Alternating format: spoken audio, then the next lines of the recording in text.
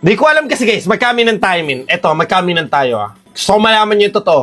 Worth it pa ba mag-invest sa ML? Hindi ko alam, min. Nalilito na ako, min. I mean, hindi sa ano ah. Gusto ko lang makita maglaban si Yahweh. Pati si Kenny J. Sa stage. Playoffs. I'm done. Sabihin ko sa inyo, tapos na ako, min. Tapos na ako sa ML. Lilipat na tayo, min. Tingin nyo, saan kaya mas maganda mag-transition na game? Yung hindi, alam mo yun, hindi pababayaan yung mga tao. Kasi ang problema, guys, legit ang problema ngayon sa MPL, min, kinalimutan nila kung saan sila nagsimula. Hindi, ba sabihin nyo nag-rant ako? Hindi naman ako nag-rant kasi guys, tangin na, ang laki kasi ng pera na, ano ko dito, di ba? Binili ko si Yahweh. Ano kasi, men? Parang hindi na ako nasatisfy. Parang hindi ako nasatisfy.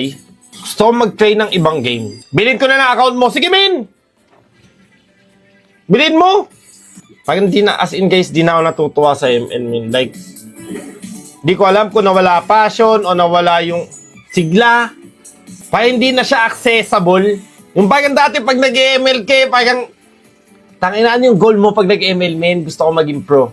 Bakit? Tangina, gusto ko sumikat. Gusto ko... Alam mo, ang dami pwedeng matupad eh. Ngayon, men, tangina, men. Ang hirap, tol. Walang traction, men. Sobrang deads, guys. Parang gusto ko bagong game sa cellphone na. Yung hindi strict. Naman, okay yung maging stricto. Pero dapat may sense pa rin tayo. Yung hindi nila pababayaan. Yung walang franchise, men. Men, nami-miss ko na yung ano dati, men. Miss ko na yung... Promise, miss ko na yung dati. Like, putang ina, kaisan ka magpunta, putang ina. Alam mo yun, may pustahan ng ML, may ganto, may ganyan. Ang daming ganap. Ngayon, wala, men. Sobrang tulog, sobrang deads. May nalata nyo ba? Ako lang ba nakakalata?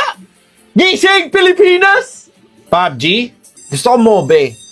Hindi, tanong lang, guys. Tingin nyo, if ever papipiliin ko kayo, Wild Rift or Honor of Kings? Siyempre, dapat abot kaya pa din. If ever papasok tayo sa isang game, ano tingin nyo?